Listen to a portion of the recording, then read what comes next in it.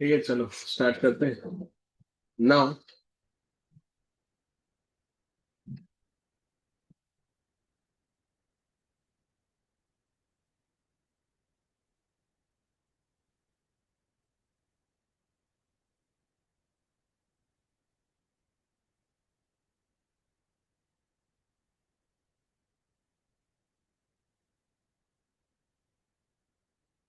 हमने जो ब्रेक से पहले किया वो कौन सा था? Analysis, ठीक है। अभी जो डिस्कशन करना है that is related to the set of, ठीक है। सेट ऑफ एंड क्या? कैरी फॉरवर्ड, ठीक है। मतलब पहले सेट ऑफ होगा, और अगर सेट ऑफ नहीं हो रहा है तो हम लोग उसको क्या करेंगे? Carry forward. सेट ऑफ और carry forward and set of losses, ये चैप्टर का नाम है, ठीक है। मतलब पहले लॉस को क्या करें? Set of. अगर सेट ऑफ नहीं हो रहा है तो क्या करें? Carry forward. और अगर कैरी फॉरवर्ड होने के बाद क्या करना पड़ेगा? Set of. इसका भी क्वेश्चन वो लोग फिक्स पूछते हैं कंटिन्यूअसली, ठीक है, ध्यान देना आप लोग। तो लॉस कौन से होते हैं? सबसे पहले तो लॉस को अगर आपको क्या करना है, लॉस को अगर आपको क्या करना है? सेट ऑफ करना है, ठीक है। या लॉस को आपको क्या करना है? कैरी फॉरवर्ड करना है। तो लॉस को कैरी फॉरवर्ड करने के लिए आपको आईटीआर जो है वो आपको क्या करना पड़ेगा? On time. अभी कुछ लॉस होते हैं, जैसे मान लो कि हम लोग ऐसा बोले कि हाउस प्रॉपर्टी है। फिर दूसरा होता है क्या? तो पीजी। सैलरी में कभी लॉस नहीं होता है, ठीक है, आपको पता होगा। हाउस प्रॉपर्टी का लॉस हो गया, या फिर किसका लॉस हो गया? पीजीईपी। अरे पीजीईपी में भी जो लॉस होता है वो तीन तरीके के होते हैं। एक होता है जिसको हम लोग क्या बुलाते हैं? स्पेकुलेटिव। एक जिसको हम लोग क्या बुलाते हैं? स्पेसिफाइड। एंड जो दूसरा होता है, थर्ड जो होता है, उसको हम लोग क्या बुलाते हैं? नॉर्मल। अभी इन तीनों लॉस के लिए, चाहे स्पेकुलेटिव हो या फिर क्या हो, स्पेसिफाइड हो, ठीक है, या फिर क्या हो, नॉर्मल लॉस, इन सब के लिए आपको आईटीआर जो है वो ऑन टाइम फाइल करना पड़ता है। हाउस प्रॉपर्टी का लॉस है ना, उसके लिए आईटीआर ऑन टाइम नहीं फाइल करोगे तो चलेगा, मतलब वो लॉस क्या हो जाएगा? कैरी फॉरवर्ड हो जाएगा। इवन इफ आपने आईटीआर क्या फाइल किया है? लेट फाइल किया है। फाइल तो करना पड़ेगा। मान लो आपने आईटीआर ही फाइल नहीं किया, बोले सर तुमने तो बोला था आईटीआर नहीं फाइल करोगे चलेगा। मैंने ऐसा बोला था ऑन टाइम नहीं फाइल करोगे चलेगा। तो अगर आप लेट फाइल करते हो तो लेट फाइल करोगे तो भी क्या होगा? लॉस कैरी फॉरवर्ड हो जाएगा। किसकी बात कर रहा हूँ? House holder. पर अगर मान लो कि कौन सा लॉस है? कैपिटल लॉस है। मतलब कैपिटल लॉस होगा, तो अगर कैपिटल लॉस होगा तो उसके लिए भी आईटीआर आपका क्या होना चाहिए? On time. ठीक है, फिर मैं जाता हूँ कि कौन से लॉसेस होते हैं। फिर उसके बाद आता है आईएफओएस। आईएफओएस में आपको ब्रेक से पहले ही मैंने बताया था, ठीक है, कि आईएफओएस में कौन सा लॉस होता है। अगर आपका कैजुअल लॉस होगा तो वो तो ना सेट ऑफ होता है ना कैरी फॉरवर्ड होता है। अगर मान लो कि मैं दूसरे की बात करूं, like owning and maintaining horse races, तो वो कितने साल तक कैरी फॉरवर्ड होता है? 4 साल। पर उसके लिए आईटीआर आपको क्या करना होता है? ऑन टाइम फाइल लेना होता है, ठीक है। और अदर लॉसेस जो आईएफओएस के होते हैं वो ना, मतलब सेट ऑफ करने के बाद वो कैरी फॉरवर्ड होते हैं नहीं, ठीक है, ये तुमको ध्यान रखना है। फिर एक और कॉन्सेप्ट है जो आपने पीजीईपी में थोड़ा बहुत हमारा डिस्कशन उस पर हुआ था, कि अगर आपके पास कौन सा depreciation, unabsorbed depreciation under which section 32 sub section number कौन सा? 2। तो उसके लिए भी आपको आईटीआर ऑन टाइम फाइल करने की जरूरत है। आ रहा है तुमको समझ में? ठीक है, तो ये ध्यान रखना। इन दोनों ही केस में आप लेट आईटीआर क्या करोगे? इन दोनों ही केस में लेट आईटीआर आप क्या करते हो? फाइल करते हो तो क्या होगा? चलेगा कि नहीं चलेगा? चल जाएगा, कोई प्रॉब्लम है नहीं, ठीक है। अभी आ जाते हैं दोस्तों सेट ऑफ। सेट ऑफ में आपने क्या पढ़ा कि एक होता है जिसको हम लोग क्या बुलाते हैं? Intra head. और सेकंड जो होता है जिसको हम लोग क्या बुलाते हैं? Inter head. तो अगर हम बात करें इंट्रा हेड की, तो इंट्रा हेड मतलब क्या? With in the head. मतलब सेम हेड में आप क्या करोगे? एडजस्ट। इंटर हेड का मतलब क्या? हेड को आप क्या कर दोगे? चेंज। जैसे अगर मैं बात करूं इंट्रा हेड, तो इंट्रा हेड में क्या होता है? जैसे मान लो कि आपके पास सैलरी इनकम है, कौन सा इनकम है? तो सैलरी इनकम के सामने कौन सा लॉस सेट ऑफ हो सकता है? तो सैलरी इनकम के सामने हम कौन सा लॉस सेट ऑफ कर सकते हैं? तो हाउस प्रॉपर्टी का लॉस क्या कर सकते हैं सेट ऑफ? वो भी आपको पता होगा कि मैक्सिमम अप टू 2 लाख तक ही कर सकते हैं। कितने तक कर सकते हैं? 2 लाख। उसमें भी बीएससी आपने ऑप्ट आउट किया हो। अगर आप बीएससी में टैक्स पे कर रहे हो तो लॉस सेट ऑफ ही नहीं हो सकता है। सेल्फ ऑक्यूपाइड हाउस प्रॉपर्टी का लॉस बीएससी में होता नहीं है, क्योंकि डिडक्शन ही आपको मिलता नहीं है, याद होगा आपको। तो सैलरी इनकम है, उसमें हाउस प्रॉपर्टी का लॉस आप सेट ऑफ कर सकते हैं। ठीक है। फिर हाउस प्रॉपर्टी का लॉस जो होता है वो किसके सामने सेट ऑफ होगा? तो वो किसी भी इनकम के सामने सेट ऑफ हो सकता है। ठीक है। पर पहले हम किसके सामने सेट ऑफ करेंगे? हाउस प्रॉपर्टी का लॉस हम किसके सामने सेट ऑफ करेंगे? हाउस प्रॉपर्टी की इनकम के सामने। और अगर हाउस प्रॉपर्टी की इनकम के सामने सेट ऑफ नहीं हो रहा है तो हम किसके सामने सेट ऑफ करेंगे? एनी इनकम के सामने क्या करेंगे? सेट ऑफ करेंगे। आ गया तुमको समझ? ठीक है, तो ये ध्यान रखना। थर्ड आता है जिसको हम लोग क्या बुलाते हैं? पीवीए। तो आपको ये पता होगा कि स्पेकुलेटिव बिजनेस का लॉस जो होता है, स्पेकुलेटिव का लॉस किसके सामने सेट ऑफ होता है? स्पेकुलेटिव बिजनेस की इनकम के सामने। और रिस्ट्रिक्शन किसके ऊपर है? इनकम के ऊपर है कि लॉस के ऊपर रिस्ट्रिक्शन है? लॉस। तो स्पेकुलेटिव इनकम का लॉस आप सिर्फ और सिर्फ स्पेकुलेटिव इनकम के सामने सेट ऑफ होगा। फिर आपको ये भी पता होगा कि स्पेसिफाइड बिजनेस का लॉस, कौन से बिजनेस का लॉस? स्पेसिफाइड बिजनेस का लॉस जो है वो सिर्फ और सिर्फ किसके सामने सेट ऑफ होगा? स्पेसिफाइड बिजनेस की इनकम के साथ। जो आपको कौन से सेक्शन में बताया था? 35 कौन सा? 35 कौन सा? एडी बताया था आपको। ठीक। और जो नॉर्मल बिजनेस लॉस होगा, कौन सा बिजनेस लॉस? नॉर्मल। वो किसके सामने सेट ऑफ होगा? तो एनी बिजनेस इनकम, मतलब किसी भी बिजनेस इनकम के सामने सेट ऑफ होगा। मतलब वो स्पेसिफाइड के सामने भी हो सकता है, और दूसरा किसके सामने सेट ऑफ हो सकता है? स्पेकुलेटिव। तो ये तो हो गए इंट्रा हेड की बात। कौन से? Intra head. अगर हम इंटर हेड की बात करें तो पीजीबीपी में इंटर हेड स्पेकुलेटिव तो हो ही नहीं सकता, ना स्पेसिफाइड हो सकता है। पर क्या नॉर्मल बिजनेस लॉस हो सकता है? यस।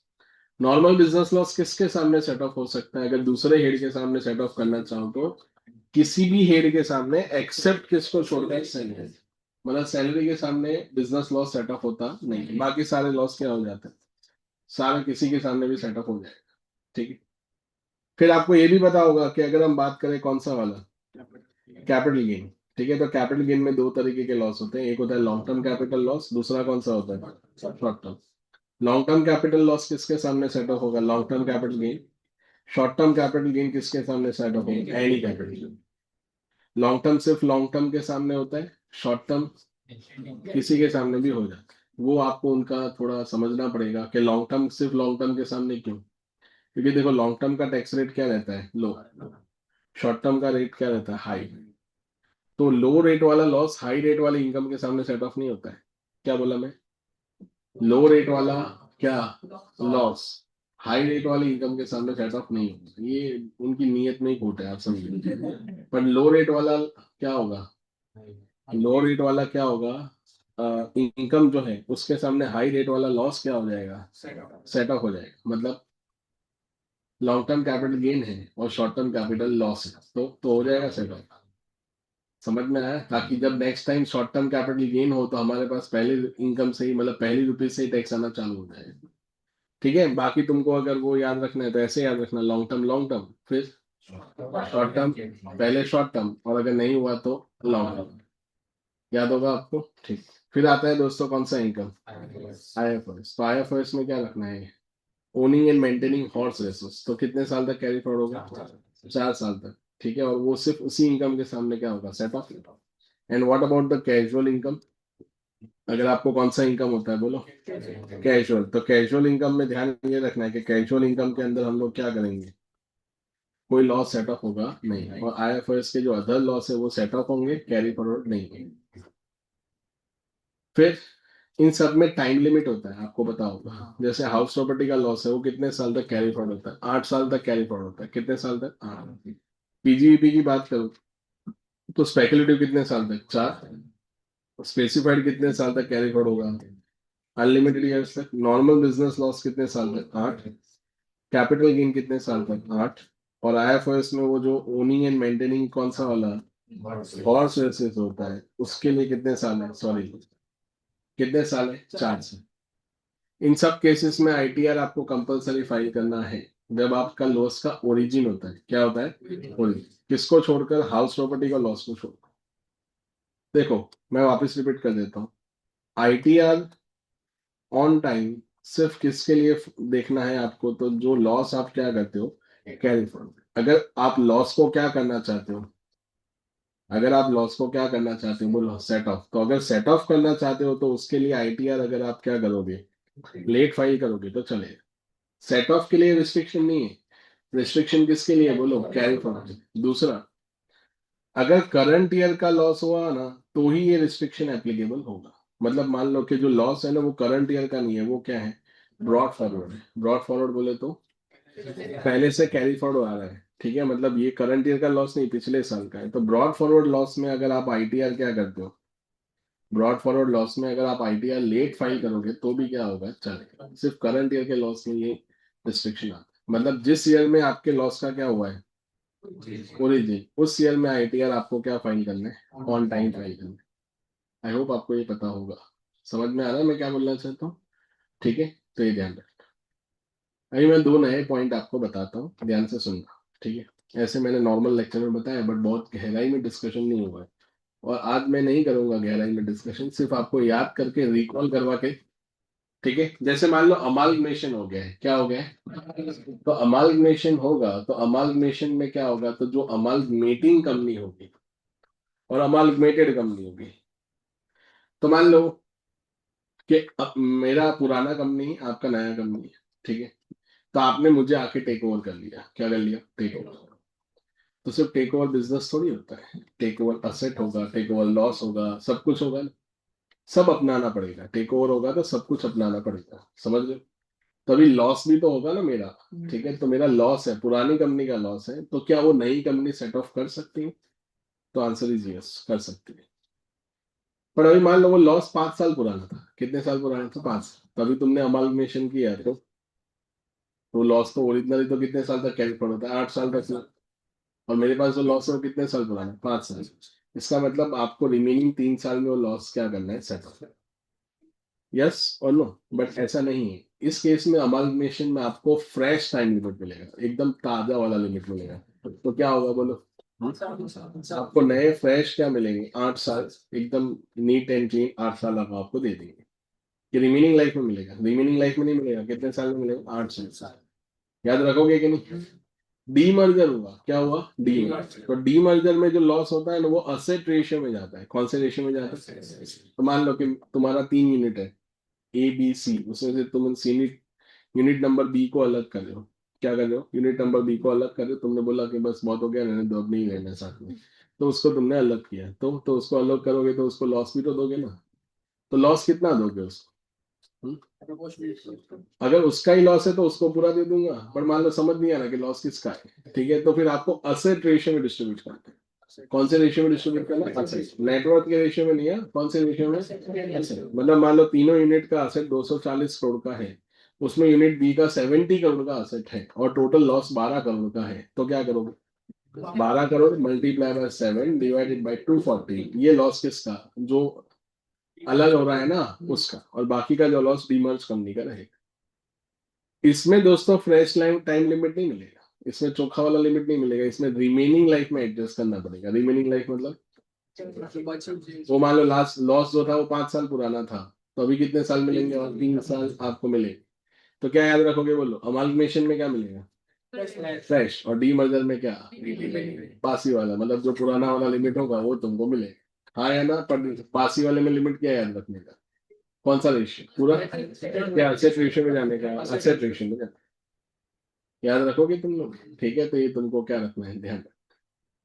इसमें एक एक्सेप्शनल सिनारियो ये भी होता है। आपको पता है वो सेक्शन नंबर 41 करके एक सेक्शन बताया था पीजीबी में, कॉल्ड डीम्ड प्रॉफिट। कौन सा होता है, डीम्ड प्रॉफिट। तो अभी नॉर्मल केस में लॉस कितने साल तक कैरी फॉरवर्ड होता है, नॉर्मल केस में लॉस कितने साल तक कैरी फॉरवर्ड होता है, 8 साल तक क्या होता है, कैरी फॉरवर्ड होता है। कितने साल तक, 8 साल। बट कुछ ऐसे एक्सेप्शनल सिनारियो हैं जिसमें लॉस इवन आफ्टर 8 इयर्स भी क्या होगा, कैरी फॉरवर्ड। ऐसा कौन सा एक्सेप्शनल सिनारियो, ध्यान से सुनना। इसमें उन्होंने ऐसा बोला है कि जिस ईयर में आप मतलब बिजनेस को बंद करते हो, उस ईयर में जो लॉस आपका होता है ना, it can be carry forward even after 8 years, provided आपको बैड डेट का रिकवरी हो रहा है। क्या हो रहा है? तो मान लो आपको 15 साल पहले बैड डेट हुआ था, 2012-13 में एक बैड डेट हुआ था, उस वजह से तुमने बिजनेस को बंद कर दिया, फिर कभी बिजनेस चालू ही नहीं किया। अभी हुआ क्या होता है, 13-14 years के बाद वो जिसने तुमको पेमेंट नहीं किया था वो आया और आपको पेमेंट करके जा रहा है। क्या करके जा रहा है? अगर आपको थोड़ा बहुत याद आ रहा हो तो इसका एक एग्जांपल मैंने दूसरी तरीके से लिया था। तो वो बैड डेट का रिकवरी हो रहा है। बोला था ना 3-4 लोग आए घर पे, एक जना दरवाजे से आया, एक जना खिड़की से आया, याद होगा सबको। एक कॉमन एग्जांपल ही दिया था सब बैच में। ठीक है, नाम अलग अलग होंगे ठीक है, एग्जाम्पल तो तीनों का एक ही था। तभी होगा क्या इसके, तो आपको 2 करोड़ का बैड डेट का रिकवरी हुआ, तो क्या वो 2 करोड़ टैक्सेबल होंगे? तो आंसर इज यस, होंगे तो सही। पर तुमने क्या बोला? बोले देखो सर, जिस ईयर में मैंने बिजनेस को बंद किया था ना, उस ईयर में मेरा 1 करोड़ का बैड डेट था, उसका क्या? ऐसा तुम बोल रहे हो। तो गवर्नमेंट ने बोला उसका कुछ नहीं। बोले देखो तुम हर बार ऐसा करते हो ना, इसलिए तुमसे टैक्स की चोरी हो जाती है फिर। ठीक है ना, थोड़ा ऐसा ईमानदारी से भी तो बोलो ना। ये तुम समझो, ये बैड डेट हुआ नहीं होता तो मैंने कितनी अमाउंट पे टैक्स दिया होता? जिस ईयर में लॉस हुआ, कितना लॉस हुआ था? 1 करोड़ का। तो मान लो ये बैड डेट नहीं हुआ होता, 2 करोड़ का बैड डेट हुआ है, तो ये बैड डेट नहीं हुआ होता तो भी मैं 1 करोड़ पे टैक्स देता ना तुमको। होता ना 1 करोड़, क्योंकि मैं बैड डेट 1 करोड़ डेबिट करूंगा, 1 करोड़ डेबिट, और वो बैड डेट की रिकवरी 2 करोड़ होगी, तो प्रॉफिट तो बिफोर बैड डेट 1 करोड़ ही होगा ना। वो तो बैड डेट डेबिट करने के बाद कितना हुआ, वो लॉस हो गया अपने को। ठीक है, तो मैं आपको टैक्स पूरी वैल्यू पे नहीं दूंगा, वो बैड डेट की जो रिकवरी हुई ना, उसमें से वो लॉस क्या कर दो, सेट ऑफ कर दो। बोले 8 साल खत्म हो गए। बोले नहीं, 8 साल खत्म हो गए फिर भी तुमको हमको लॉस क्या करके देना पड़ेगा, सेट ऑफ कर दो। उसमें भी उन्होंने एक्सेप्शन क्या क्रिएट किया बताए? The loss of the year, जिस ईयर में क्या हुआ, बिजनेस बंद हुआ, उसी ईयर का लॉस सेट ऑफ कर सकते इवन आफ्टर 8 years। मतलब वो जो 1 करोड़ का लॉस है ना आपका, वो सेम ईयर का होना चाहिए। मतलब मान लो कि पिछले सालों का भी लॉस है तो वो नहीं होगा, सिर्फ करंट ईयर के लॉस की बात कर रहा हूँ। रिकॉल कर पाओगे ये सब कि रिकॉल वाली सर हमारे जीरो है, हम रिकॉल नहीं कर पाते। मैंने क्या बोला तुमको? क्या? लॉस जो है वो 8 साल के बाद भी क्या होगा, कैरी फॉरवर्ड होगा, प्रोवाइडेड आपको सेक्शन नंबर 41 की क्या होती है, रिसिप्ट होती है। और उसमें लॉस कौन से ईयर का होगा? टोटल लॉस होगा कि करंट ईयर लॉस होगा? So any brought forward loss after 8 years, ठीक है ना, वो सीधा लैप्स हो जाएगा। समझ में आया? The loss of the year in which the business is discontinued is only available for what, set of even after the expiry of 8 years। Good morning, समझ रहे हो तुम लोग? ध्यान रखना, ये खत्म हो गया सेट ऑफ चैप्टर। ठीक है ना, तो ये तुमको ध्यान रखना है कि सेट ऑफ किस तरह से करना है। पहले इंट्रा हेड करेंगे, फिर क्या करना है, इंटर हेड। ठीक है, तो ये ध्यान रहे। उसके बाद जो आता है, उसके बाद जो डिस्कशन हमको करना है वो है टोटल इनकम का सम कैसे सॉल्व करें। चलो उससे पहले मैं आपको टीडीएस के कुछ प्रोविजन बता देता हूँ, आप लोग थोड़ा ध्यान से सुनना। ठीक है, टीडीएस, उसके बाद आता है क्या, टीसीएस, और उसके साथ ही एक कॉन्सेप्ट कनेक्टेड है called advance tax. Section number कौन सा है एडवांस टैक्स का? है 210। कौन सा सेक्शन है? 210, सेक्शन नंबर 210।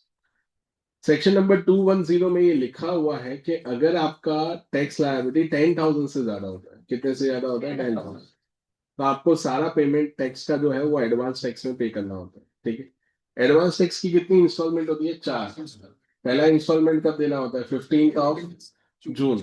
कितना परसेंट देना होता है? 15%। याद है तुमको? ठीक है। दूसरा इंस्टॉलमेंट कब आता है? 15 सितंबर। तो उस टाइम पे कितना देना होता है? 45। थर्ड इंस्टॉलमेंट जो होता है वो कब आएगा? 15 दिसंबर। कितना? 75। एंड लास्ट इंस्टॉलमेंट को अब आता है 15 मार्च। कितना देना पड़ता है? 100। मतलब 15, 45, 75 एंड 100। ये सारी क्यूमुलेटिव फिगर है, मतलब आपको एक्स्ट्रा 15 + 45 नहीं देना है, 15% देना है, फिर 45% देना है 15 सितंबर तक, ऐसा होता है। ठीक है, अभी क्या होता है कि एडवांस टैक्स जो है वो आपको एस्टिमेटेड लायबिलिटी है। कौन सा वाला लायबिलिटी? एस्टिमेटेड। मतलब आपको अपनी इनकम को क्या करना है, एस्टिमेट करना है, और एस्टिमेट करने के बाद उस वैल्यू पे टैक्स पे करना है। ठीक है, मान लो कि आपका एस्टिमेशन जो है वो रॉन्ग भी हो सकता है, ठीक है, तो आप एस्टिमेट आपका रॉन्ग ना हो जाए उसके लिए आपको ध्यान रखना है, क्योंकि अगर आपका एस्टिमेट रॉन्ग हो गया तो आगे जाके इंटरेस्ट का भी कैलकुलेशन आएगा। किसका कैलकुलेशन आएगा? इंटरेस्ट। 234 बी एंड 234 कौन सा? सी। ये दो सेक्शन है।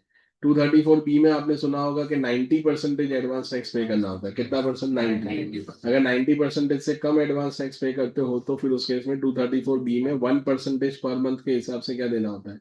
इंटरेस्ट।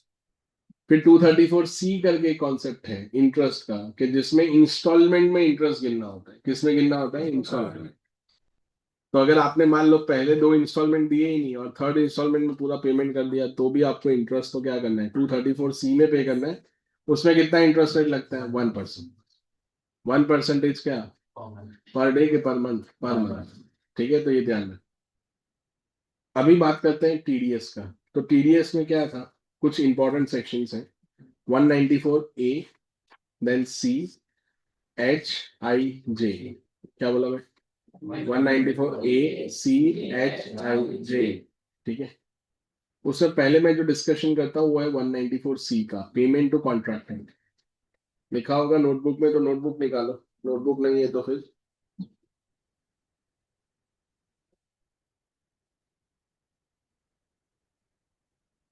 चलो ध्यान दें।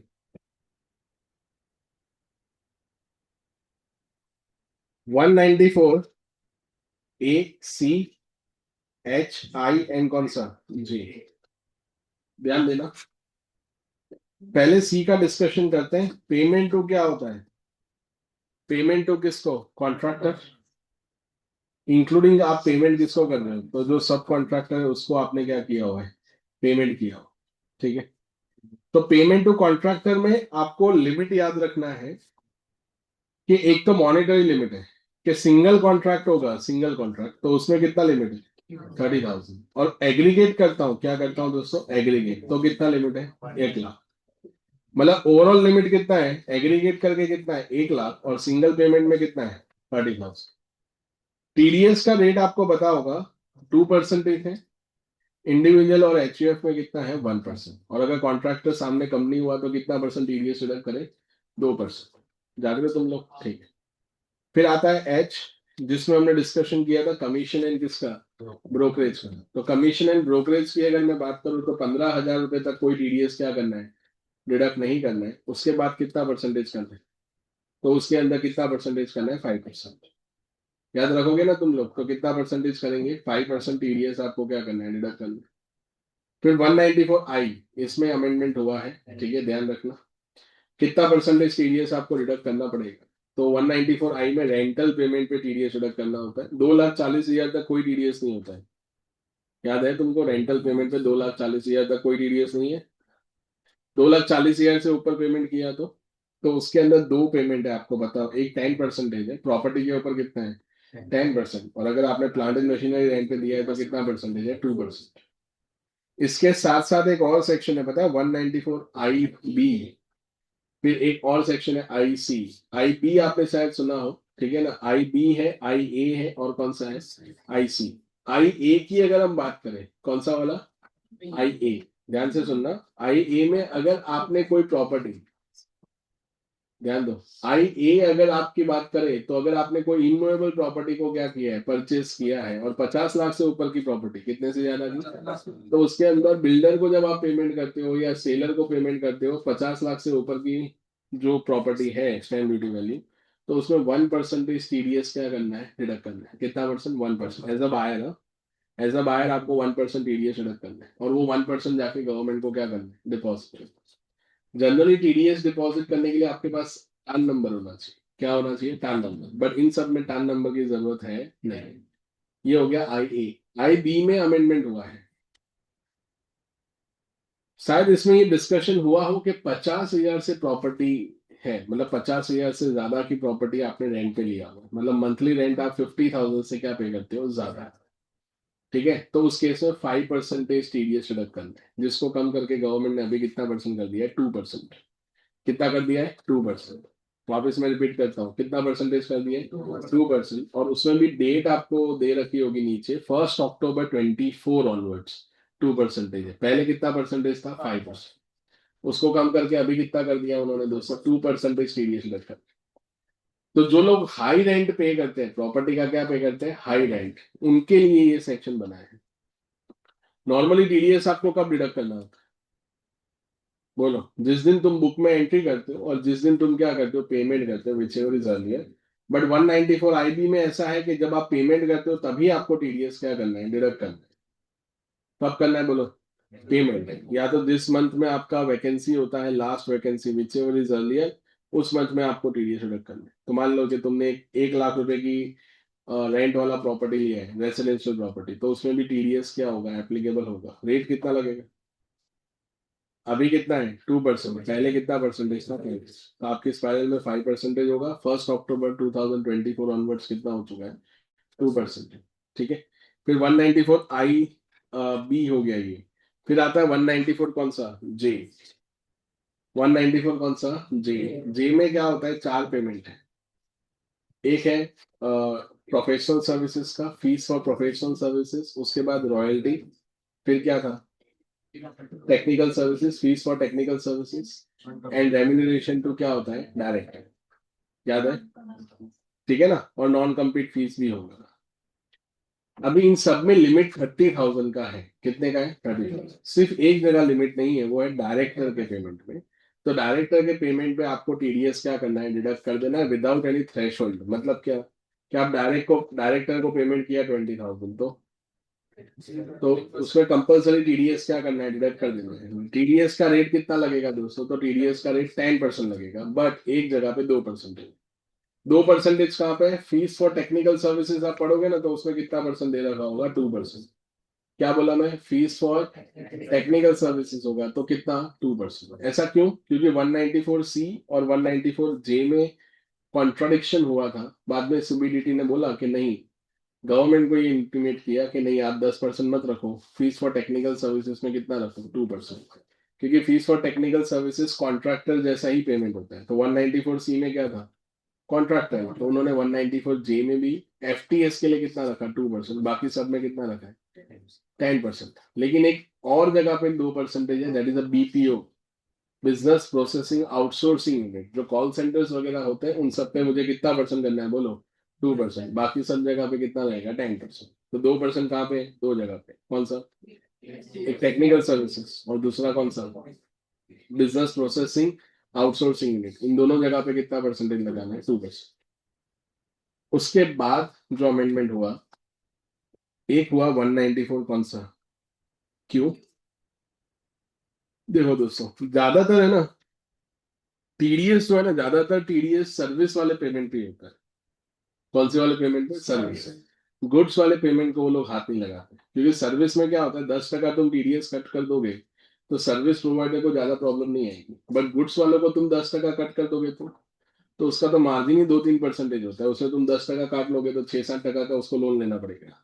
आ रहा है तुमको समझ। इसलिए गुड्स वाले पेमेंट पे कभी भी क्या नहीं मिलेगा तुमको, टीडीएस मिलेगा नहीं। बट 194 क्यू जो है, कौन सा वाला, 194 क्यू एक ऐसा लॉ का सेक्शन है जिसमें गुड्स के ऊपर आपको क्या करना होता है, टीडीएस डिडक्ट करना होता है।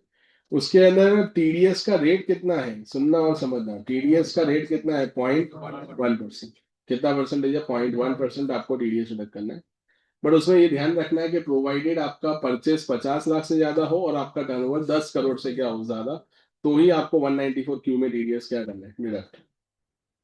अब यार 7 मार्क्स का सम भी बना के वो लोग पूछ सकते हैं, उसमें 3-4 प्रोविजन पूछ लेंगे और 7 मार्क्स का सम बन सकता है टीडीएस में भी। ऐसा कोई फिक्स नहीं है कि सम नहीं पूछेंगे, आ भी सकता है। आ रहा है तुमको समझ में, क्या याद रखोगे बोलो, लिमिट क्या है, 50 लाख से ज्यादा का आपने परचेस किया हो और दूसरा 10 करोड़ से आपका ज्यादा टर्नओवर हो, तो टीडीएस आपको डिडक्ट करना पड़ेगा। कितना परसेंटेज, 0.1% टीडीएस डिडक्ट करना है। ठीक है।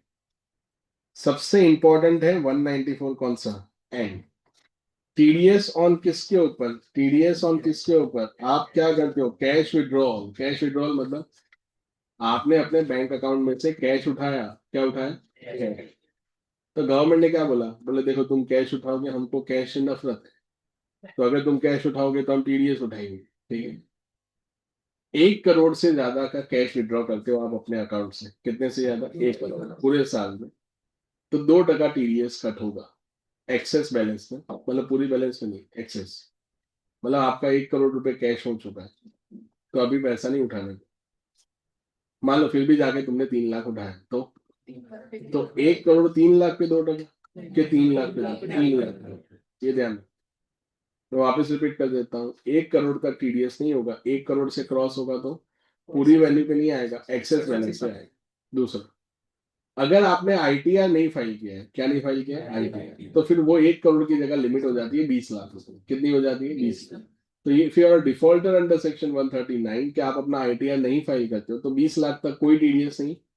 20 लाख से 1 करोड़ 2%, कितना, 2%। और अगर 1 करोड़ से ज्यादा उठा है तो 5%। क्या बोला मैं, 20 लाख तक कुछ नहीं, 20 लाख से 1 करोड़ कितना, 2%। और अगर 1 करोड़ से ज्यादा पैसा उठाया तो 5% हम लोग आपके ऊपर टीडीएस लगा देंगे। इसका मतलब तुम अगर आईटीआर नहीं फाइल करते हो तो ये हालत सरकार आपकी करेगी।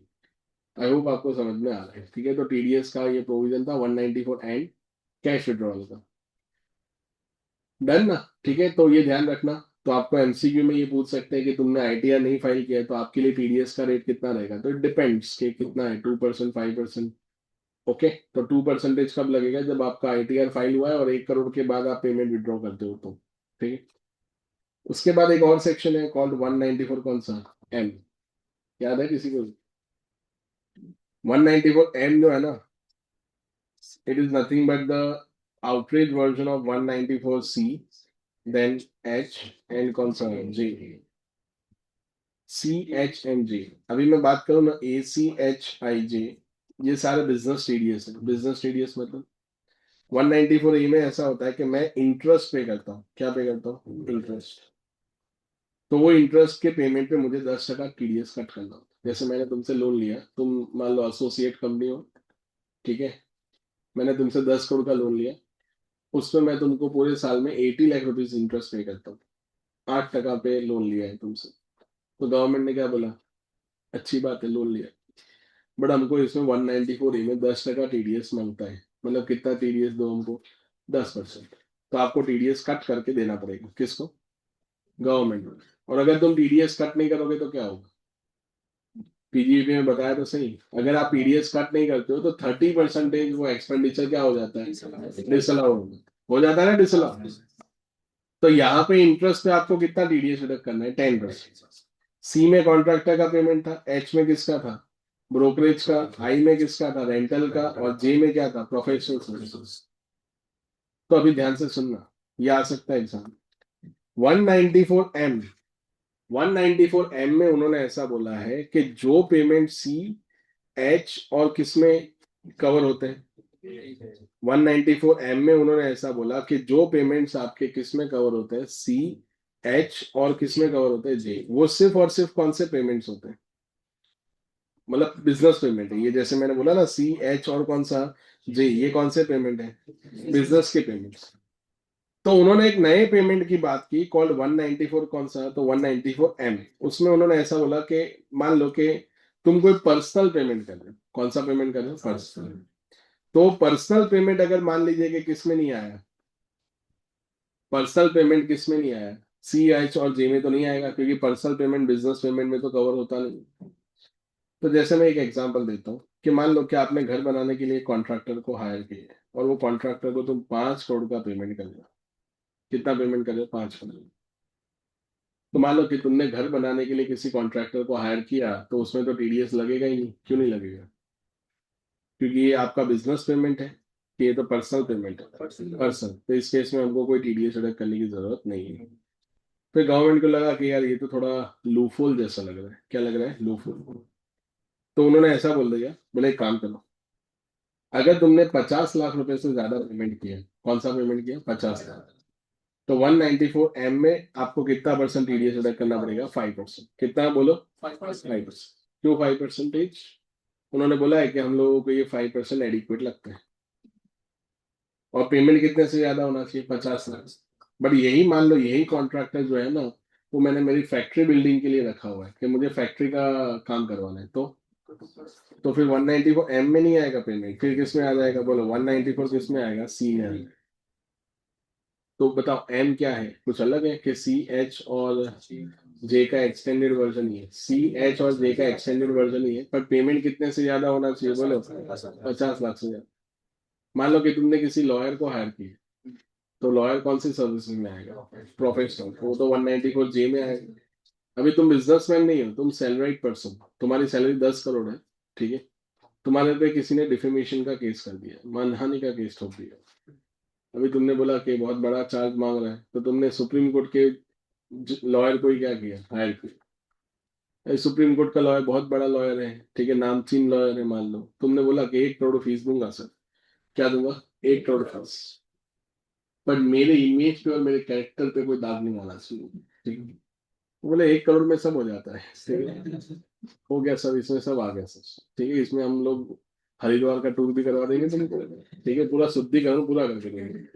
अरे तुमको समझ में, तो 1 करोड़ रुपए जो होगा ये तुम्हारी फीस होगी कि नहीं, 50 लाख से ज्यादा है ना, तो 5% टीडीएस क्या कर देने का कट, क्योंकि सैलराइड पर्सन जो होगा उसको तो नॉर्मल बिजनेस प्रोविजन थोड़ी एप्लीकेबल होगी, ठीक है, तो इस केस में उसको 194 एम में क्या करने का, टीडीएस रिडक्शन का।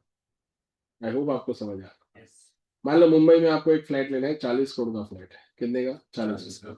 तुमने एक एजेंट रखा हुआ है, एजेंट को बोला कि मेरे को ये फ्लैट लेने का है, एजेंट ने बोला मेरा 2% कमीशन होगा, तुमने बोला कोई बात नहीं, होगा तो होगा। अभी तुम मुझे बताओ कमीशन और ब्रोकरेज के लिए कौन सा सेक्शन है, 194 एच, और मैं हूँ बिजनेसमैन नहीं हूँ, मैं नॉर्मल पर्सन हूँ, नॉन बिजनेसमैन हूँ, तो वो 80 लाख रुपए पे टीडीएस आएगा ही नहीं ना, क्या आएगा, गुड मॉर्निंग, नहीं आएगा ना, तो मुझे कौन से सेक्शन में टीडीएस डिडक्ट करना पड़ेगा, 194 एम। पर अगर मैं बिजनेसमैन हूँ तो एच, और अगर बिजनेसमैन नहीं हूँ तो एम। मैं कब से यही समझा रहा हूँ, बिजनेसमैन होगा तो एच, और अगर कॉन्ट्रैक्टर होगा तो सी, अगर मान लो प्रोफेशनल सर्विसेज है तो जे, बट नॉन बिजनेसमैन हुआ तो एम। प्रोवाइडेड कॉन्ट्रैक्ट का पेमेंट कितने से ज्यादा होना चाहिए, 50 लाख से क्या होगा ज्यादा, तो हमको ये टीडीएस की प्रोविजन क्या करनी है, एप्लीकेबल कर, समझ में आया। तो 194 M is nothing but the exact carbon copy of C H and J, provided payment है वो 50 लाख से क्या होना चाहिए ज्यादा, और 5% टीडीएस क्या होगा, एप्लीकेबल करने, डन, ठीक है, तो ये ध्यान रखें। फिर आता है दोस्तों 194 कौन सा, 194 कौन सा है, ओ, 194 कौन सा होगा, ओ, वो आई थिंक,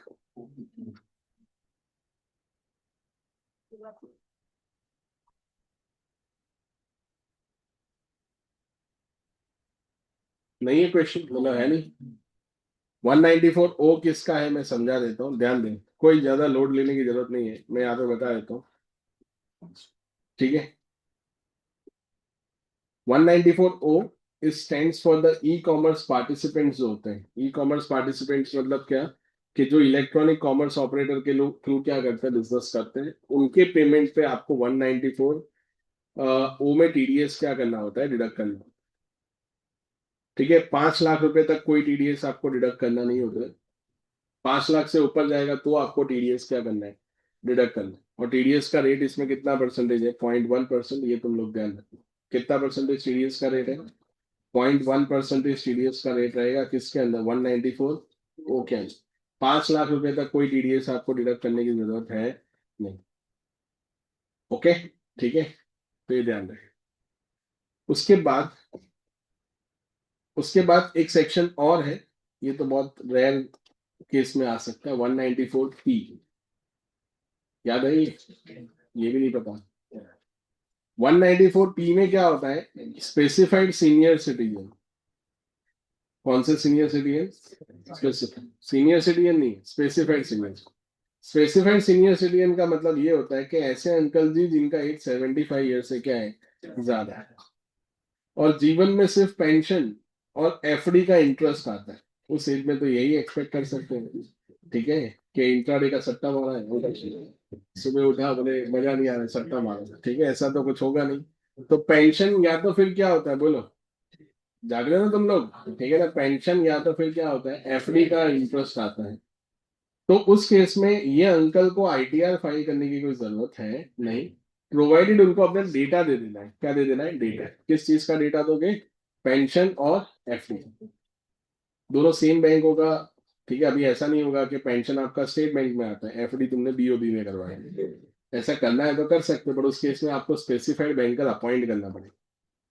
जनरली आपको अकाउंट यही रखना है ना कि जहाँ एफडी है वहीं आपका क्या आता है, पेंशन, तो वो सब कुछ एक ही जगह पे सिंक्रोनाइज रहेगा। ठीक है, तो इस केस में बैंकर जो होगा ना, वो ये अंकल जी के पेमेंट में टीडीएस कट कर देगा, बट टीडीएस का रेट यहाँ पे उन्होंने क्या रखा है, स्लैब रेट। मतलब टीडीएस का कोई फिक्स रेट नहीं है, 2 5 10% ऐसा नहीं है, स्लैब पे टीडीएस है। मतलब उसकी इनकम गिननी पड़ेगी, इनकम गिनने के बाद हम लोग स्लैब रेट लगाएंगे, और स्लैब रेट लगाने के बाद जो भी टैक्स का रेट आता होगा वो टैक्स का रेट उनका टीडीएस की वैल्यू ही हो जाएगी। नहीं समझा? मान लो अंकल का ये इनकम है 5.5 लाख रुपए, तो 5.5 लाख रुपए पे कितना टैक्स आएगा? अगर वो बीएससी ऑप्ट आउट करते हैं तो 3 लाख तक कोई टैक्स नहीं, अज्यूमिंग कि 80 ईयर से कम। अगर 80 ईयर से ज्यादा होगा तो उसमें एक और लफड़ा, 5 लाख वाला स्लैब आ जाता है। इनकम टैक्स में क्या ध्यान बहुत रखना पड़ता है। तो 3 लाख रुपए वाला स्लैब आएगा ना, 3 लाख से 5 लाख, बोलो हिम्मत रखो, 3 लाख से 5 लाख कितना, 5 मतलब 10,000 होगा। और बाकी का 50,000 जो होगा उसका कितना, 20%, तो कितना हो, 10,000। 10,000 प्लस 10,000 कितना हो, 20,000। प्लस सेस भी ऐड कर देने का, 20,000 कितना होगा, 800। इतना टैक्स आएगा अंकल जी का। 20,800 डिवाइडेड बाई 12 कर दो, ये आपका हर महीने का क्या आएगा, टीडीएस आएगा। या तो अगर दूसरी तरीके से करना है तो ऐसे भी कर सकते हो, 20,800 करो सब लोग, 20,800 divided by 5.5 lakh multiply by 100। 3 point कितना है, 7। ये आपका टीडीएस का क्या होगा, रेट हो। आया तुमको समझ में? किस पे जाने देंगे बोलो, जाने किस पे देना है, स्लैब में। तो ये तुमको ध्यान रखना है। ये कौन सा सेक्शन था, 194 पी। इसमें आपको ध्यान क्या रखना है, कौन से सीनियर सिटीजन की बात चल रही है, स्पेसिफाइड सीनियर सिटीजन की बात चल रही है। स्लैब रेट पे जाने देना है आपको पेंशन और कौन सा वाला, एफडी का इंटरेस्ट। ठीक है, मल्टीपल जगह पे अकाउंट्स है तो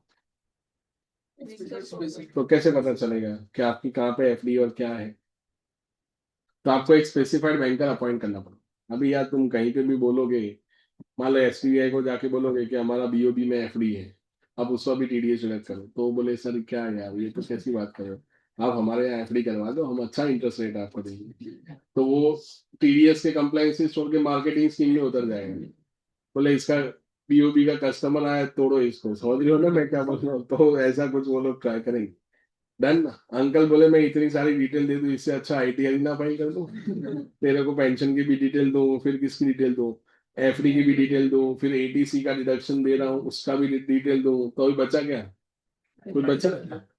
सारी इन्फॉर्मेशन तो दे दी, तो अभी सिर्फ क्या करना है, सिर्फ फॉर्म फाइल करके आईटीआर का बटन ही तो दबाना है। ठीक है, तो वो वही मैं कर लेता हूँ। ठीक है, तू फालतू में एहसान जताएगा बाद में हम पे कि देखो अंकल जी तुम्हारे लिए इतना किया इतना किया। समझ में आ गया? ठीक है, तो बेकार सेक्शन है बिल्कुल। 194 कौन सा, पी। ओके, अभी आ जाते हैं दोस्तों टीसीएस के ऊपर। टीसीएस का सेक्शन मालूम है आपको? सेक्शन नंबर है 206। उसमें है कौन सा, सी। सेक्शन नंबर 206 सी। ओके, टीसीएस में क्या होता है, टीडीएस में टैक्स डिडक्ट होता है, वैसे टीसीएस में टैक्स क्या होता है, कलेक्ट। वापस रिपीट करता हूँ, टीडीएस में क्या होता है, टैक्स डिडक्ट होता है, टीसीएस में टैक्स क्या होता है, कलेक्ट। इसलिए उसका नाम टीडीएस टीसीएस रखा है। अभी टीसीएस में क्या होता है पता है, जो हाई एंड बाइंग होती है ना, हाई एंड बाइंग मतलब ज्यादा वैल्यू का लोग खरीदी कर रहे हैं, ठीक है, तो हम लोग उसके ऊपर क्या करेंगे, टीसीएस लगाएंगे। जैसे 10 लाख से ऊपर की कार आप परचेस करते हैं तो गवर्नमेंट ने 1% टीसीएस लगा रहा है। किस पे, ऑन रोड प्राइस पे। कौन सा price, on road price.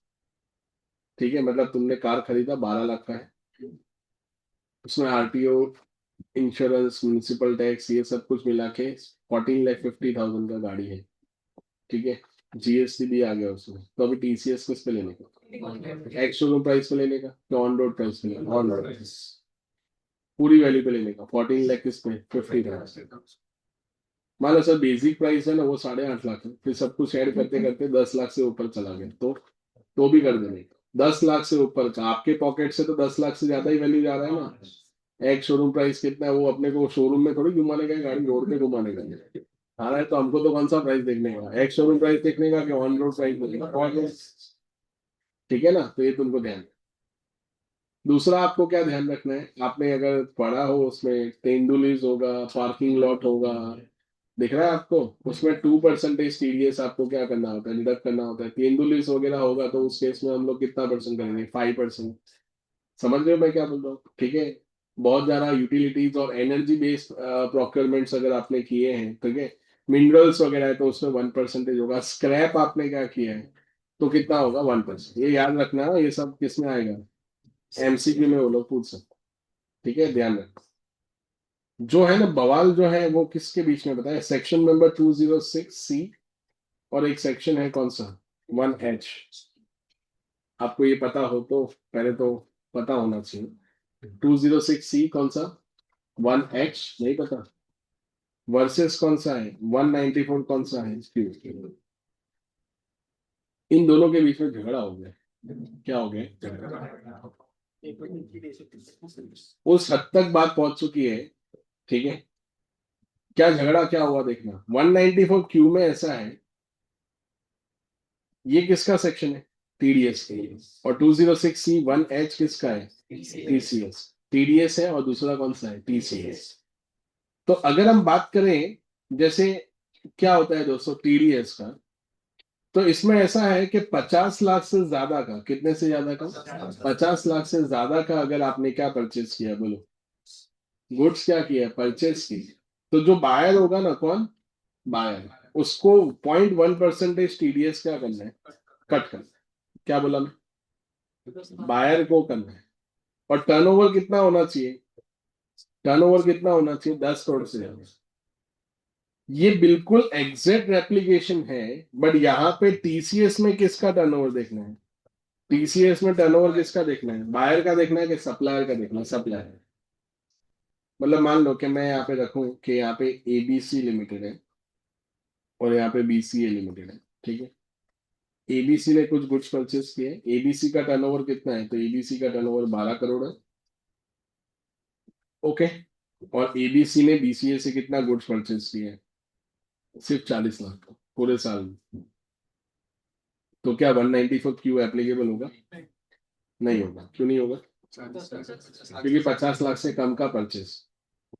But at the same time BCA limited जो है, बीसीए लिमिटेड, उसने क्या किया, उसका टर्नओवर जो है, उसका टर्नओवर वो है मान लो 42 करोड़।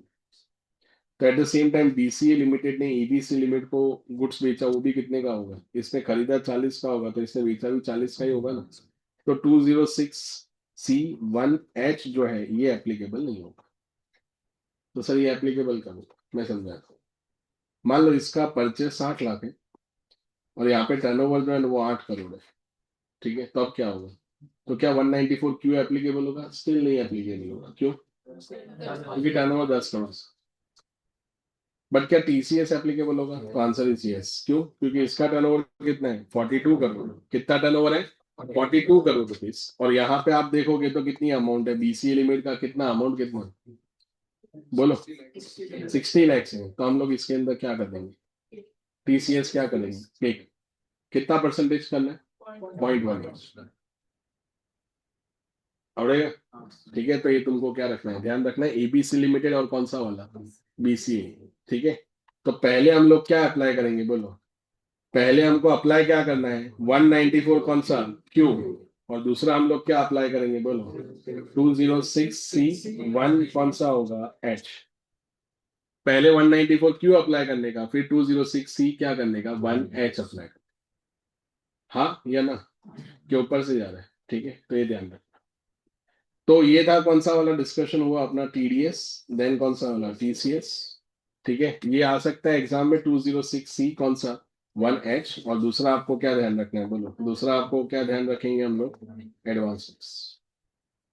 ठीक है, भाई 2 मिनट दीजिए मुझे, तब तक मैं आया। ठीक है, तो टीडीएस, टीसीएस और कौन सा एडवांस टैक्स। अभी एक पॉइंट बाकी है अपना, कौन सा वाला, टोटल इनकम वाला। और फिर बाद में जो छोटे छोटे हैं, क्लबिंग और कौन सा है, डिडक्शन। ठीक है, डिडक्शन में 2-4 सेक्शन है, वो मैं आपको बता के फिर अपने आईडीटी स्टार्ट करता हूँ।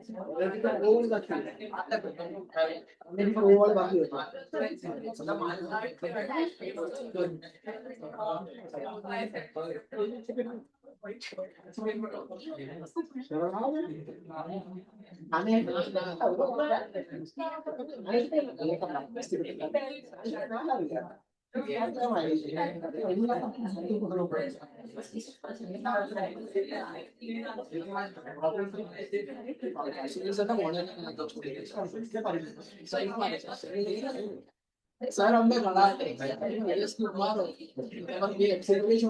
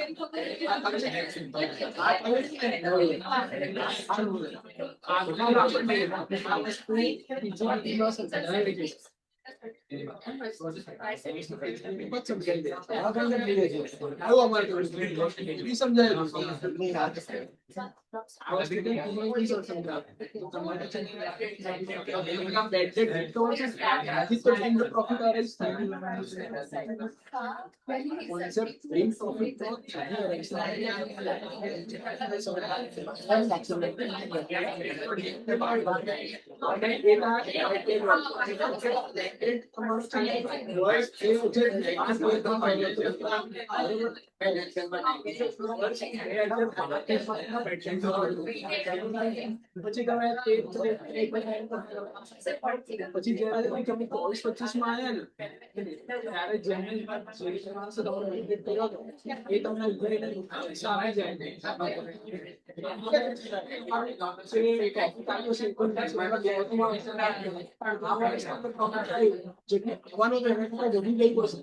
તમારે ટેક્સ તો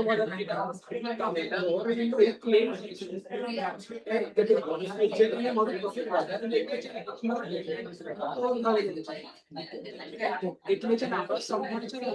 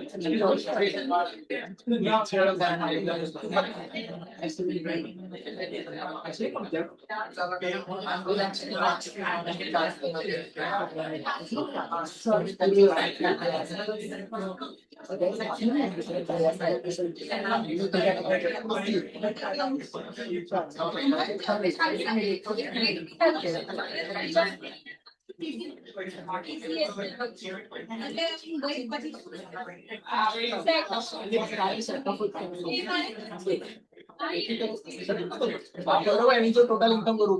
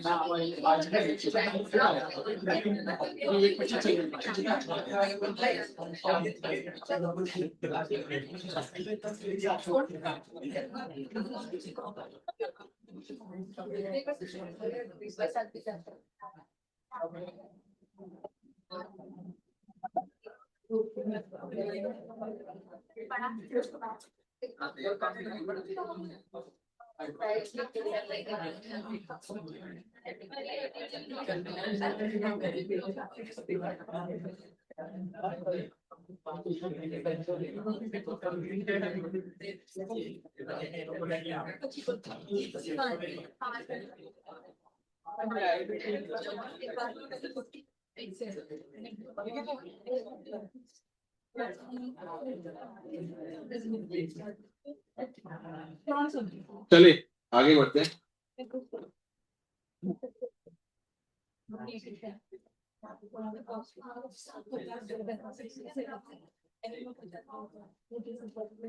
ध्यान देना सब लोग।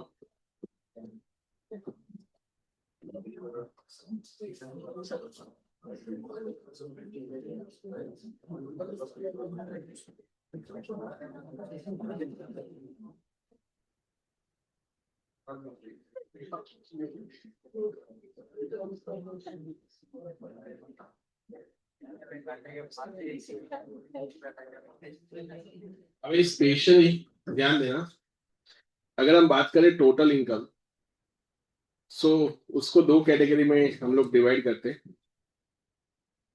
नंबर वन, टोटल इनकम में वो लोग स्पेशली क्या पूछ सकते हैं, ठीक है। तो एक तो क्या होगा कि लाइक कैलकुलेशन ऑफ इनकम, ठीक है, अंडर विच स्कीम, अंडर किसके अंदर, ऑप्ट आउट। एंड इसके अंदर आएगा दोस्तों कैलकुलेशन ऑफ क्या होगा, तो कैलकुलेशन ऑफ इनकम अंडर कौन से स्कीम के अंदर, तो अंडर सेक्शन किस में आएगा, तो 115 कौन सा, बीएस। तो आपको दोनों के अंदर इनकम का क्या करना है, इसमें भी इनकम का कैलकुलेशन करना है, इसमें भी आपको इनकम का क्या करना है, कैलकुलेशन करना है। फिर कैलकुलेशन करने के बाद आपको इसमें क्या गिनना पड़ेगा, टैक्स लायबिलिटी। इसमें भी आपको क्या कैलकुलेट करना है, तो इसमें भी आपको कैलकुलेट क्या करना है, टैक्स लायबिलिटी, ठीक है। तो दोनों जगह पे टैक्स लायबिलिटी गिनना है, इसमें भी टैक्स लायबिलिटी और ये वहां पे भी टैक्स लायबिलिटी गिनेंगे। अभी आपको एग्जैक्टली ये पता होना चाहिए कि बीएससी में ट्रांसलेशन किस तरह से होता है, ठीक है। ट्रांसलेशन ऑफ इसको हम लोग क्या बुलाते हैं, तो ट्रांसलेशन ऑफ क्या बुलाते हैं, इनकम। मतलब क्या, आपका नॉर्मल इनकम है, वो नॉर्मल इनकम से किस में जाने का, बोलो 115 किस में जाना है, बीएस। तो मैंने आपको ना चैप्टर वाइज कुछ स्टेप्स लिखवाए थे कि कैसे ट्रांसलेशन होगा, ठीक है। जैसे अगर हम बात करें कौन सा इनकम है, अगर आपका सैलरी इनकम, तो क्या होता है बोलो, सैलरी इनकम में जाओगे तो कौन से बेनिफिट्स है ना, बेनिफिट, ठीक है, वो नहीं दिए जाते हैं बीएससी में जाने से। तो एक तो आपको क्या नहीं मिलता है, एचआर है। उसके बाद जो अलाउंसेस कौन से सेक्शन में है, तो अलाउंसेस कौन से सेक्शन में है, अंडर सेक्शन कौन से में, 10 क्लॉज कौन से में, 17, ये आपको मिलते हैं नहीं। दूसरा आपको कौन से एक्स्ट्रा बेनिफिट, मतलब ये भी नहीं मिलता है। आपने सुना होगा LTC, that is a leave travel, क्या था कंसेशन कौन से सेक्शन के अंदर, तो सेक्शन नंबर 10 सब सेक्शन कौन सा, 5। ये हम आपको नहीं देंगे। पर ऐसे कौन से बेनिफिट्स हैं जो आपको एक्स्ट्रा बेनिफिट मिलेंगे, मतलब ऐसे कौन से बेनिफिट है जो आपको एक्स्ट्रा मिलेंगे। तो एक तो आपको कौन सा वाला डिडक्शन, स्टैंडर्ड वाला डिडक्शन, तो स्टैंडर्ड वाला डिडक्शन कितना मिलेगा, तो वो आपको एक्स्ट्रा 25 ईयर और मिलता है। मतलब आपको कितना मिलेगा, इन टोटल कितना मिलेगा, तो इन टोटल आपको कितना मिलेगा, तो वो 75,000 मिलेगा। आ रहा है तुमको समझ में। 25,000 रुपये हम लोग क्या लेंगे, एक्स्ट्रा क्या लेंगे, डिडक्शन लेंगे। तो मतलब नॉर्मली कितना मिलता है, कितना है नॉर्मली, कितना मिलता है 50,000, और इन टोटल आपको कितना मिलेगा 75। याद रहेगा तुम लोगों को, ठीक है। तो ये नॉर्मल बात किया हम लोगों ने किसका, सैलरी का। अगर आप किस में जाते हो दोस्तों, हाउस प्रॉपर्टी में जाओगे, तो हाउस प्रॉपर्टी में क्या याद रखोगे आपने, तो हाउस प्रॉपर्टी में इंटरेस्ट का डिडक्शन आपको नहीं मिलेगा। कौन से वाले में, सेल्फ ऑक्यूपाइड। किसका वाला बोल रहा हूँ मैं, सेल्फ ऑक्यूपाइड। नॉर्मल में मिलता है, बीएसी में नहीं मिलता है। याद आ रहा है तुमको, ठीक। पीजीयूपी में क्या होगा, तो पीजीयूपी में ना एडिशनल डेप्रिसिएशन मिलेगा, ना सेक्शन 35 का आउटसोर्स वाला डिडक्शन मिलेगा, ना 35 एडी का क्या मिलेगा, 100% क्या मिलेगा बोलो, डिडक्शन। ये सारे डिडक्शन हम आपको देंगे नहीं। क्या देंगे, नहीं देना है। जब आप किस में जाओगे दोस्तों, बीएसी में जाओगे तब। कैपिटल गेन का तो सेक्शन 115 बीएसी को से कोई लेना देना है नहीं। आईएफएस में क्या याद रखना है, अगर फैमिली पेंशन की बात करें तो फैमिली पेंशन में कितना था, 15,000 रुपए और 1/3, विच एवर इज क्या लोअर, आज मॉर्निंग में बताया था। और अगर आप बीएससी में जाते हो तो 15,000 की जगह कितना मिलेगा बोलो, तो 15,000 की जगह कितना मिलेगा, 25,000 रुपए का आपको क्या मिलेगा, डिडक्शन मिलेगा।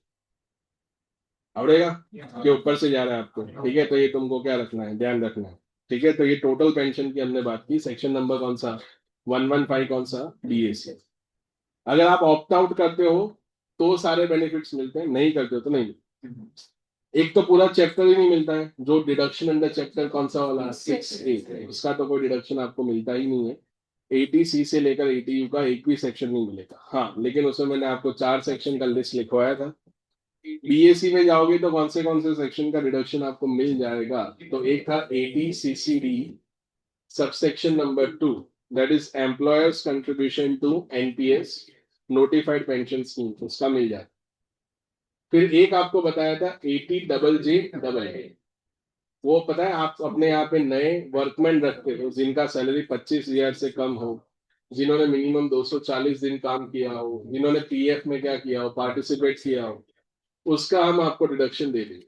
फिर आता है 80M called inter corporate dividend. कौन सा डिविडेंड, इंटर कॉर्पोरेट। तो इंटर कॉर्पोरेट डिविडेंड होगा तो उसका भी हम आपको डिडक्शन देंगे नहीं, मतलब वो सॉरी 115 बीएससी में डिडक्शन दे देंगे, ठीक है। पर मैंने आपको आई थिंक बताया था कि वो आपके सिलेबस में है नहीं वो सेक्शन, ठीक है।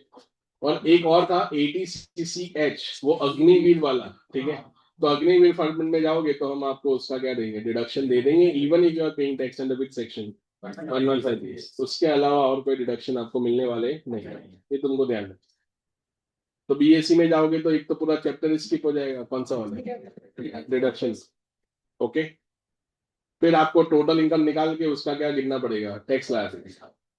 क्लबिंग में क्या होगा, बीएससी में जाने से क्लबिंग में क्या होता है, तो वो जो पर चाइल्ड आपको 1,500 रुपए का क्या मिलता था, एग्जामेशन मिलता था। सरकार ने वो देने से आपको ना बोल दिया है कि 1,500 का कोई एग्जामेशन अभी आपको मिलेगा नहीं।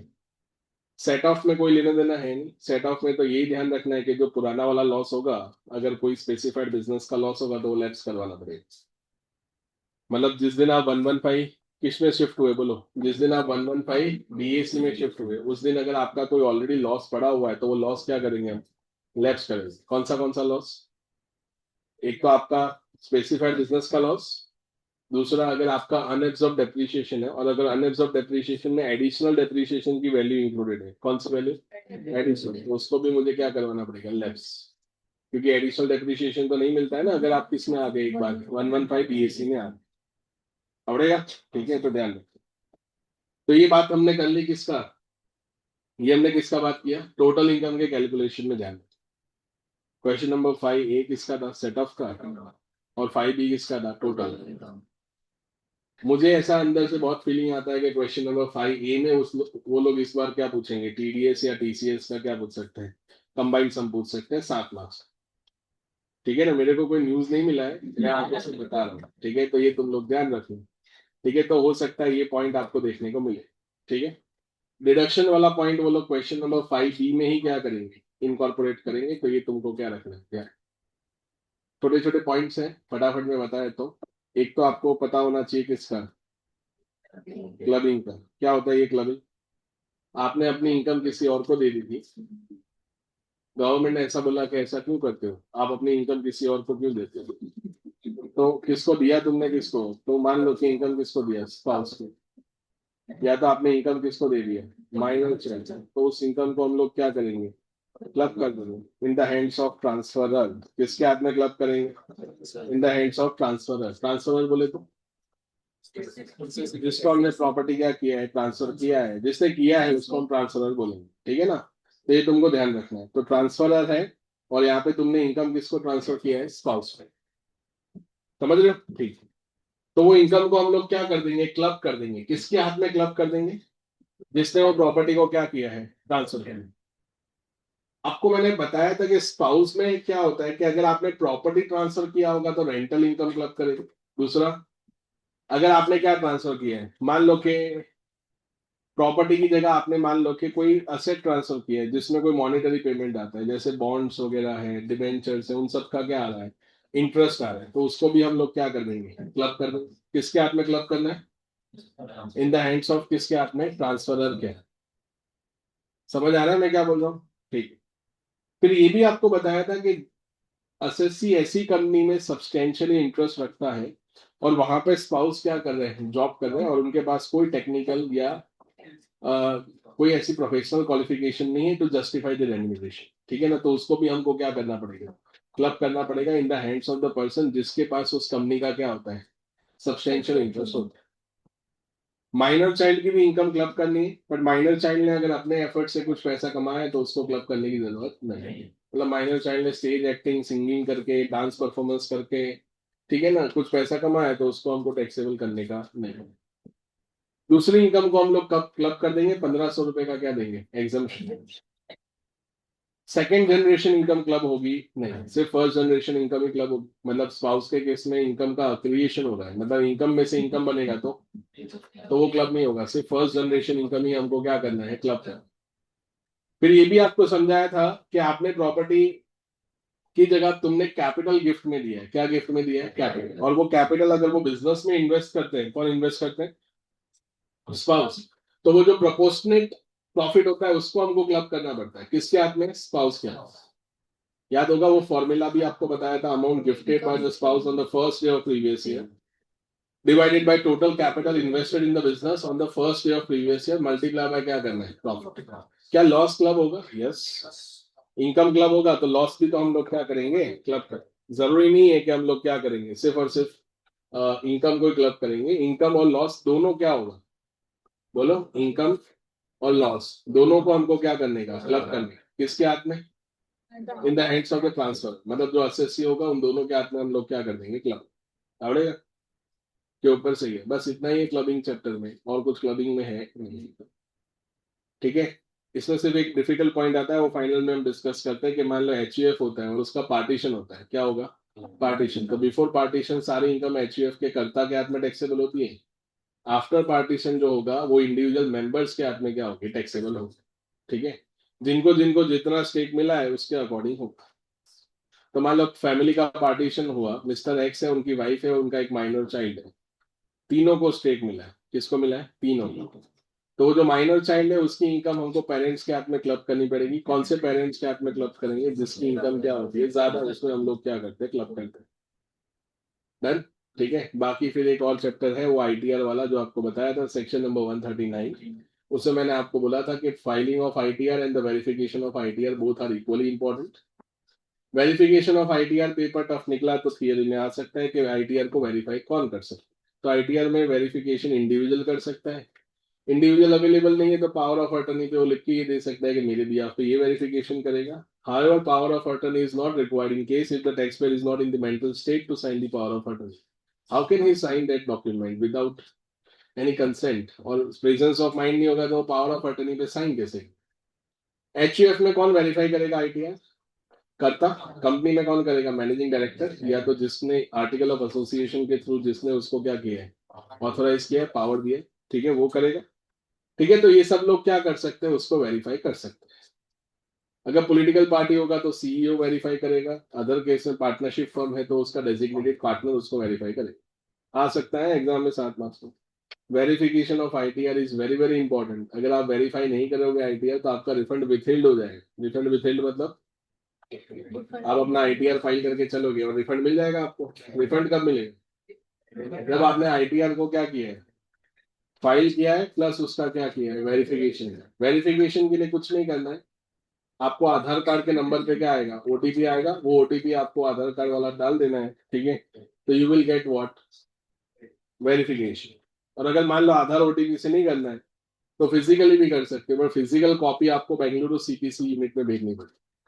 तो बेंगलोर में उनका पूरा स्टेट ऑफ मतलब स्टेट ऑफ आर्ट इंफ्रास्ट्रक्चर है, वहां पे पूरा आपको फिजिकल डॉक्यूमेंट भेजना पड़ेगा। तो वहां पे जाके फिजिकली वेरीफाई हो। ये कभी दूर दूर तक आया नहीं है एग्जाम में, और ना ही कभी उसको क्या करेंगे, पूछेंगे। बट ये तुम लोग अपने मन में रखना कि इस तरह से हो, आवड़ेगा। ठीक है, तो अपने अभी स्टार्ट करते किसका वाला, आईडीटी वाला। ठीक है।